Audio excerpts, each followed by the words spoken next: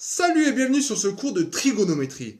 À la fin de cette vidéo, tu sauras parfaitement utiliser le cercle trigonométrique pour simplifier des expressions avec le cosinus et le sinus. Allez, c'est parti.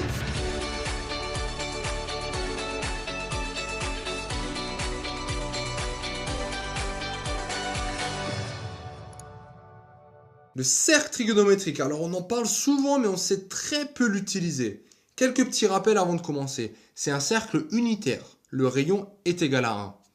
Et pourquoi ce cercle est utilisé? C'est surtout quand on veut travailler avec des angles. Par contre, les angles qu'on utilise ici, on ne travaille plus en degrés. Par exemple, un tour, on ne dit pas que c'est 360 degrés, mais c'est 2 pi radians. Alors je vais dire, pour que ça aille un peu plus vite, je dirais plutôt 2 pi. Ça, je pense que jusqu'à là, tu es au courant.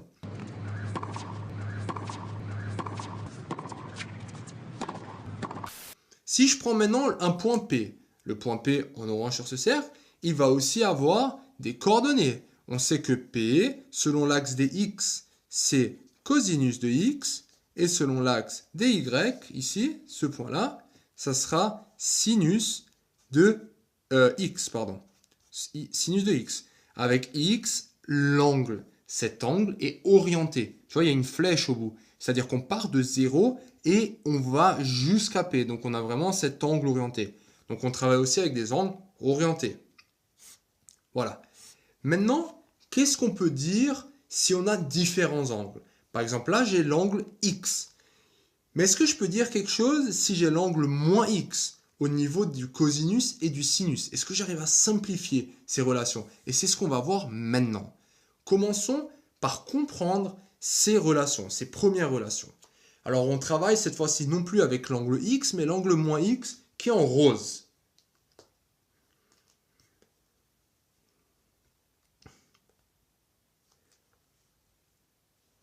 Qu'est-ce qu'on observe? Quand on a le cosinus de moins X, alors le cosinus, tu as bien dû comprendre qu'il se lie sur l'axe des abscisses et le sinus sur l'axe des ordonnées. Le cosinus de moins X, qu'est-ce qu'on peut dire? Maintenant on travaille sur ce point, qu'on peut appeler par exemple P'. Le cosinus de moins X, il tape exactement au même endroit. Et ça, on le voit grâce au cercle. C'est pour ça qu'on dit que cosinus de moins X est égal à cosinus de X. Qu'est-ce qu'on peut dire du sinus? Sinus de moins X, on va toucher l'axe des ordonnées et on voit clairement que ce n'est pas le même endroit. Par contre, qu'est-ce qu'on observe? Donc, ce qu'on est censé observer, c'est que cette distance, c'est exactement égal à cette distance. Et c'est pour ça que le sinus de moins x est égal à moins sinus de x. Ce qu'il faut observer pour toutes ces simplifications, c'est qu'on va toujours travailler avec les mêmes distances. Les distances de référence sont celle-là et celle-là. Donc ça, c'est le cosinus de x et ça, c'est le sinus de x. Et on va voir avec ces différents angles ce qu'on peut dire. Là, c'est juste le signe qui va changer pour le sinus. Pour le cosinus, c'est la même chose. Travaillons maintenant avec l'angle pi moins x. Est-ce que tu vois déjà comment situer cet angle pi moins x? Pi, c'est quoi? Pi, c'est un demi-tour, parce que 2pi, c'est un tour. Donc, pi, c'est la moitié, donc pi, c'est un demi-tour. 180 degrés. Donc, je fais un demi-tour, et après, je reviens de x. Donc là, si je travaille avec le point p secondes, disons, tac, tac, alors là, je vais avoir quoi, Bon, alors tu vois que c'est pas parfaitement à l'échelle, mais ça sera toujours à peu près comme ça. Donc pi secondes, regarde cette distance, c'est la même. Donc quoi qu'il arrive, on va avoir un cosinus, mais est-ce qu'on tombe pile sur cet endroit? Non, là on est dans les valeurs négatives. Oublie jamais que ça c'est le 0. Donc là on a moins cette valeur. C'est pour ça que j'ai moins cosinus de x. Concernant le sinus, on peut dire quoi? Le sinus, on tape pile au même endroit. Donc, le sinus, on a l'égalité. Alors, tu vois, là, tu connais déjà 4 valeurs sans avoir à les apprendre par cœur. Juste, tu fais un petit cercle à l'arrache et ça va le faire. Un dernier angle qu'on va voir, c'est le cosinus de pi plus x. Alors, pi plus x, maintenant, on fait pi, demi-tour, et on ajoute x. On ajoute cette fois-ci, là, ça, c'est l'angle X. Et on tombe ici. Rebelote. Que peut-on dire du cosinus? Que peut-on dire du sinus de cet angle? Alors, je vais faire la même chose. Je vais jusqu'à l'axe des X et jusqu'à l'axe des Y. Donc, on voit quoi? Pour le cosinus, bah, la distance c'est la même, le signe il est négatif, donc j'ai moins cosinus de x. Parfait. Et pour le sinus, j'ai quoi? Alors, la distance, bah oui, c'est la même, mais le signe, il est négatif. Tu vois? C'est pas ça, mais c'est ça. Je suis en dessous de 0. Donc, ça va aussi être moins sinus de x.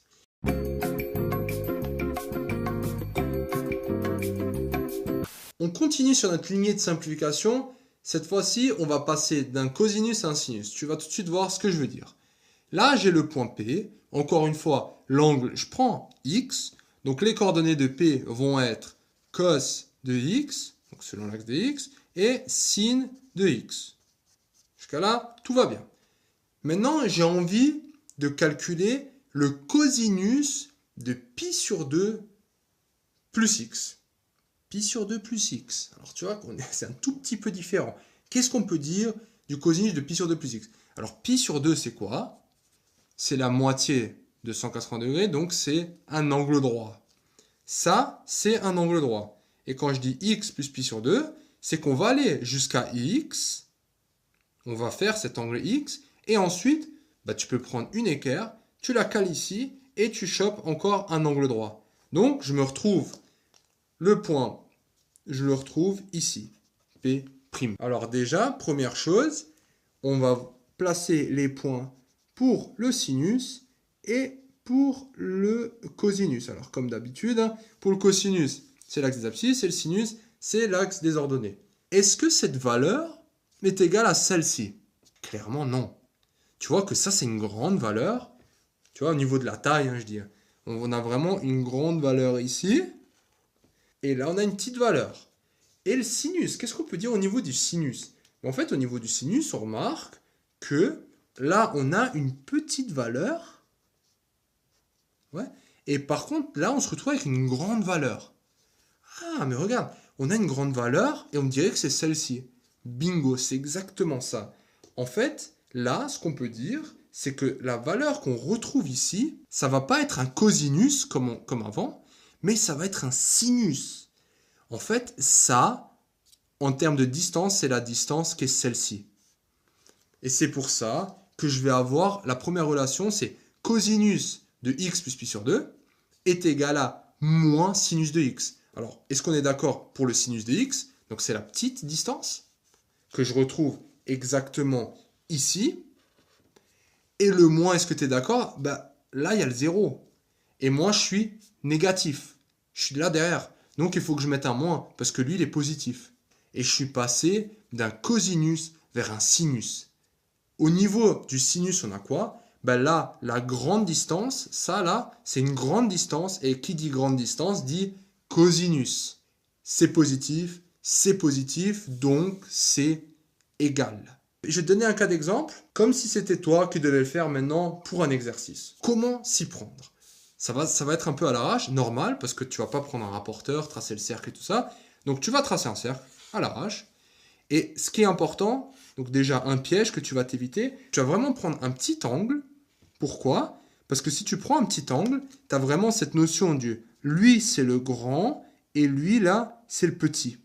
Donc on va le mettre en une autre couleur. Lui c'est le petit. On cherche l'angle pi sur 2 moins x, donc ça c'est l'angle x. Pi sur 2 moins x, ça va être, je vais jusqu'à pi sur 2 ici, donc c'est l'angle droit, et je reviens de x.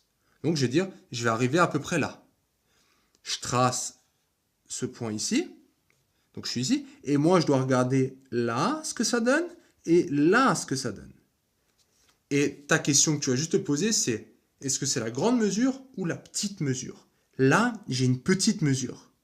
Qui dit petite mesure, dit, c'est le sinus, tu vois, le sinus il est petit, lui il est petit. Donc tu vas me dire que cosinus de pi sur 2 moins x est égal à la petite. Qui dit petite, là, dans ce cas-là, c'est le sinus de x.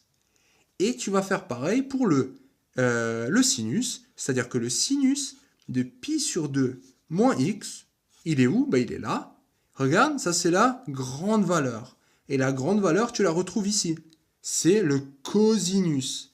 Donc ça, c'est égal au cosinus de x. Dernière chose qu'il aurait fallu vérifier aussi, c'est au niveau des signes. Est-ce que tout est positif là? Ben, là, tu vois que lui il est positif, lui il est positif, lui il est positif, lui il est positif. Donc il n'y a jamais eu besoin de mettre un moins pour ajuster les signes. Voilà, c'est tout ce qu'il faut comprendre au niveau des simplifications. Alors on a des simplifications qui vont nous permettre de passer d'un cos à un cos ou d'un sin à un sin, et des simplifications qui nous permettent de passer d'un cos à un sin. Qu'est-ce qui nous permet ce passage? C'est l'angle pi sur 2. Donc dès que tu vois du pi sur 2, pense, je peux passer d'un cos à un sin. Félicitations d'être arrivé jusqu'au bout de cette vidéo. Cette vidéo t'a plu? Ça tombe bien, il y en a encore. Sur matrix.fr, tu peux non seulement télécharger le résumé de cette vidéo, mais aussi retrouver tout ton programme avec plein d'exercices corrigés étape par étape. Tu peux aussi défier tes amis dans des jeux et te mesurer à la communauté Matrix pour gagner un cadeau tous les mois. On se retrouve sur matrix.fr.